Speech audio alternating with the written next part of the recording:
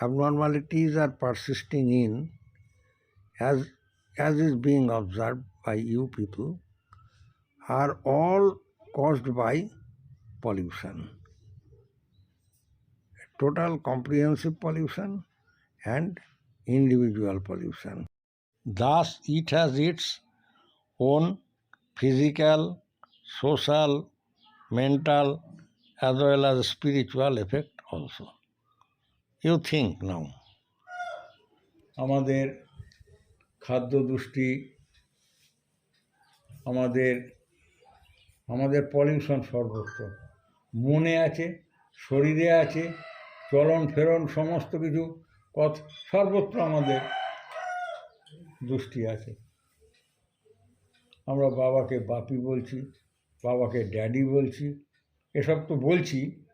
এবং শুধু তা নয়,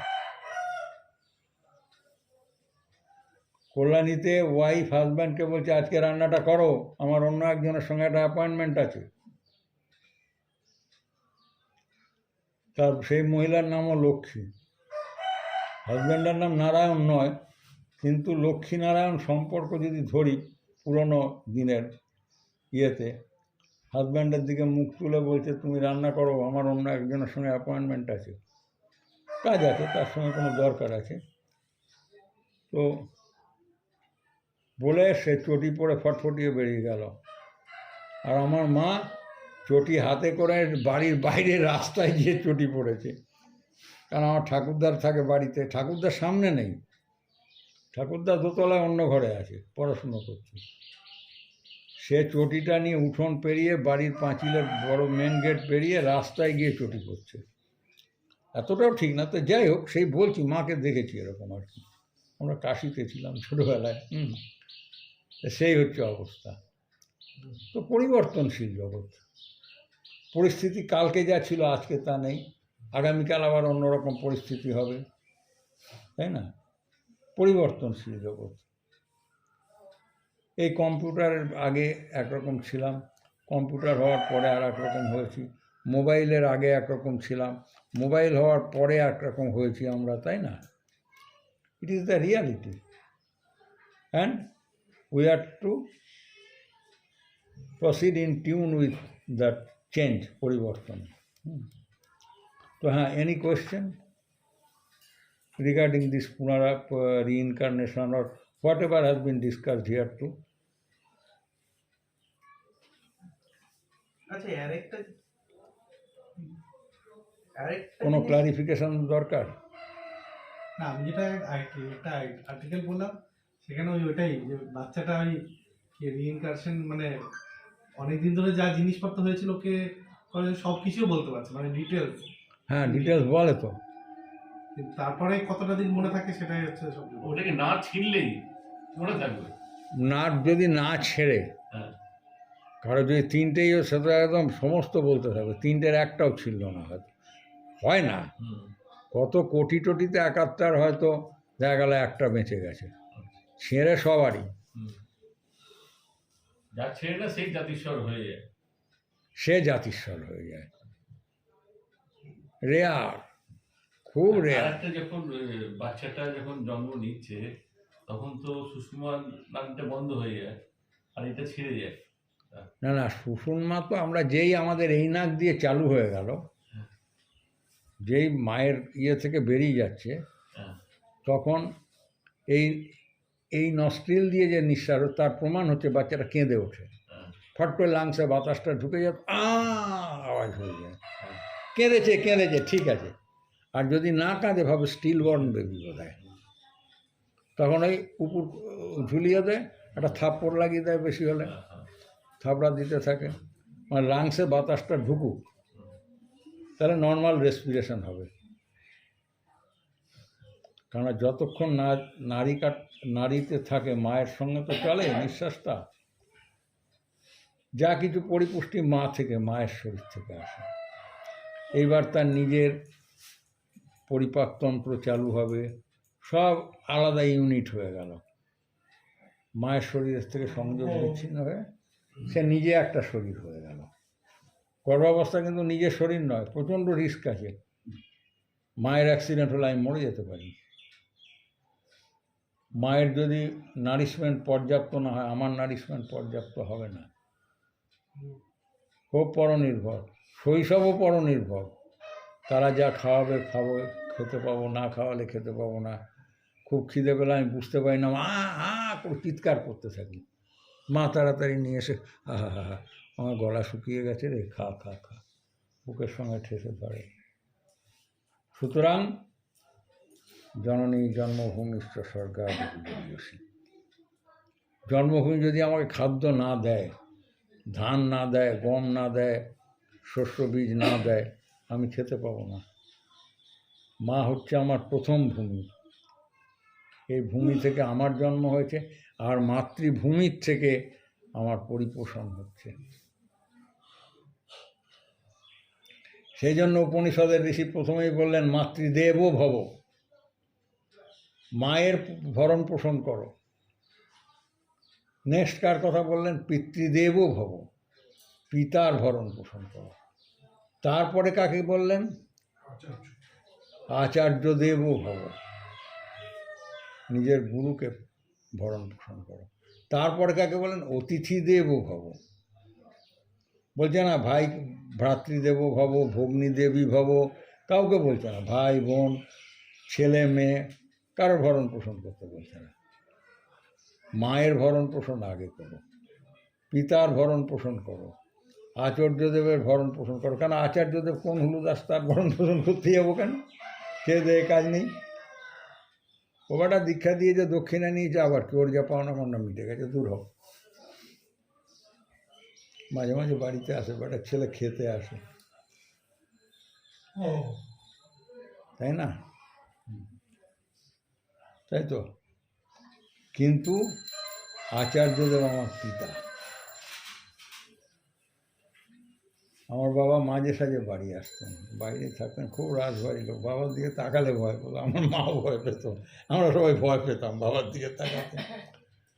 আর বাবা বাড়ি এলে লোকে খুশি হয়, রতনের ছেলে খুশি হয়, আমরা খুশি হতাম না। আমরা ভয়ে ভয়ে থাকতাম, খুব ত্রাসের মধ্যে থাকতাম। বাঘে একটা বাঘ বসে রয়েছে।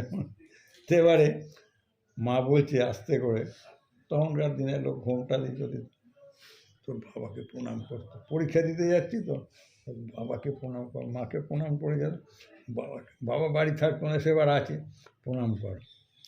আর বাবা কথা বলতো যেন মেঘ ডাকছে, গর্জন করতো। আমাকে বলতে যে প্রণাম করে কোনো মতে পালাচ্ছি, কোনো মতে প্রণাম করে পালিয়ে আসছি, ট্র্যাপের বাইরে। শোনো, এই পরীক্ষা দিতে যাচ্ছ,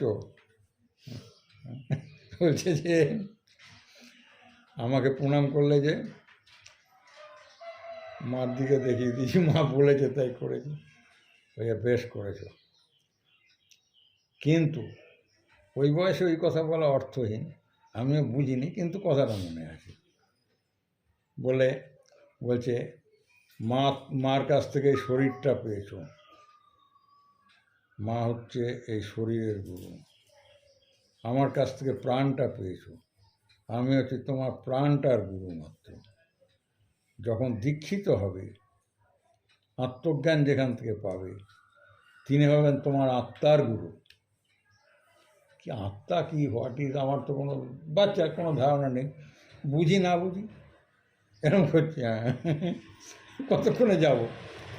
তো বলছে যে এসো শ্রীময়ী, এরকম উঁকি দিচ্ছে আর চলে যাচ্ছে। মাকে দেখছে, মা বাবা তারপরে বলছে যে, তো এসব বললো আর কি। আমি তো কোনো মতে বেরিয়ে রাস্তা গেলে বাঁচি, কত দূরে যাবো বাবার কাছ থেকে। তা যাই হোক, পরীক্ষা দিলাম, সব ভুলে গেলাম। কিন্তু শৈশবে শোনা কথা বা কৈশোরে শোনা কথা কিন্তু মাথায় থেকে গেছে। অনেক পরে আমি এর তাৎপর্য বুঝেছি, নিজের দীক্ষা লাভের পরে। আমি কোনো দিন দীক্ষা নেবো আমি ভাবিনি কোনো দিন, হঠাৎ করে হয়ে গেছে। আমার মা বলতো, তোর বাবার শিষ্যরা, বাবা মারা গেলে তুই ওদের দীক্ষাটা দে, কেউ তো দিতে চাইছে না, ওরা বাড়িতে এসে হাপিত্তেশ করছে, ওদের শিষ্যদের ছেলেমেয়েরা আর কি, ছেলেমেয়েরা, তাদের পুত্রবধূরা। আর ধর আমি কমিউনিস্ট পার্টি করি, আর দুনিয়ার 420 আর লোক ঠকানোর ব্যবসা, 420 ব্যাপার, আমি ওই সমস্ততে নেই, মাকে উল্টো ধমকে দিতাম। তা আজ যখন এই অনাদির শিষ্যরা করেন গুরুর সৃষ্টি, লিখে দিয়েছি গীতায়, আমি কোনোদিন এসব করবো ভাবিনি। নিয়ে গেলাম আমার গুরুদেবের ওখানে বা দাদা ভাইয়ের কাছে, ওকেও নিয়ে গেছি, তাই তো বলে না, আপনার থেকে নিলে পাবো, পেলে পেলাম, নইলে পাবো না। আমি বললাম ক্রিয়াগুলো সব আমি দেখিয়ে বুঝিয়ে করিয়ে দেবো, তোমরা দীক্ষাটা নমিনাল নিয়ে নাও। তো যাই হোক, হয়েছে যা নিষ্কামভাবে কিছু লোকের প্রতিকর্ম করে চেষ্টা করছে, আমি কোনো কম্পিটেন্স নেই আমার কোনো। তো এনিওয়ে, এই হচ্ছে অবস্থা। এই অবস্থার আমার কথা বললাম, কিন্তু আমার কথাটা তো কথা নয়, কথা হচ্ছে যে কে আমি, কোত্থেকে এলাম, কেন এলাম, এই প্রশ্নগুলোর মীমাংসা করতে হবে। এবং চলে যেতে তো হবে, ইচ্ছায় হোক অনিচ্ছায় হোক, কিন্তু কোথায় যাব, সে জায়গাটা কি আমার পছন্দসই জায়গা? আমার পছন্দসই জায়গায় যদি যেতে চাই, তার জন্য আমার কি করতে হবে? যদি কেউ বলে হ্যাঁ বয়স হয়েছে দীক্ষা নিতে হবে, নো নিড, বয়স হলে দীক্ষা নিতে হবে এরকম কোনো কথার কোনো মানে নেই। আমার কাছে অনেকে আসে, আর দীক্ষা নিলে কি আপনার মশাই দুটো শিং হবে না একটা ল্যাজ হবে? ওসব করে কি হবে? কেন নিচ্ছেন ব্যাপারটা কি না বুঝে কি দীক্ষা নেবো দীক্ষা নেবো। এক ভদ্রমহিলা বলে আমার হাতের জল শুদ্ধ হবে, আমি ঠাকুরের ভোগ রান্না করতে পারবো। ও, আপনি কোন ঠাকুরের ভোগ রান্না করতে চান? বলে আমি কালী ঠাকুরের ভোগ রান্না করতে চাই। তাহলে আপনি করুন, বিশুদ্ধ পানীয় জল দিয়ে ভোগ রান্না করুন, তাতে যদি পাপ হয় কিছু, সেই পাপের দায়ভার আমার, যান। আমি দায়িত্ব নিয়ে বলছি যে আপনি ভোগ রান্না করুন, যান, ভালো, কোনো অসুবিধা নেই। মন মানছে না তার, মনে মনে মুখ চোখ দেখে বলছে, ও তো কথার কথা এমনি বলছে, ছেলে মানুষই কথা, আসল ব্যাপারটা অন্য কিছু আছে। তা আমাদের একটা সংস্কার, শুনে শুনে হোক, ক্রমাগত একটা কথা শুনে শুনে আমাদের মাথায় ভূত চেপে গেছে। হাতে কি নোংরা আছে যে হাত জল অশুদ্ধ? ওই সমস্ত কারণে দীক্ষা নেয় না।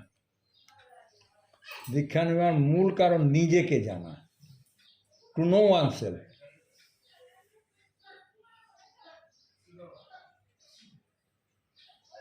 একটু ক্লিয়ার হচ্ছে? কথায় কথা বাড়ে আর কি, এক কথা থেকে আর এক কথা। Any question, you have got free access to me and you can tell me any ins and outs of your mind. No question. Hence it is the recess now.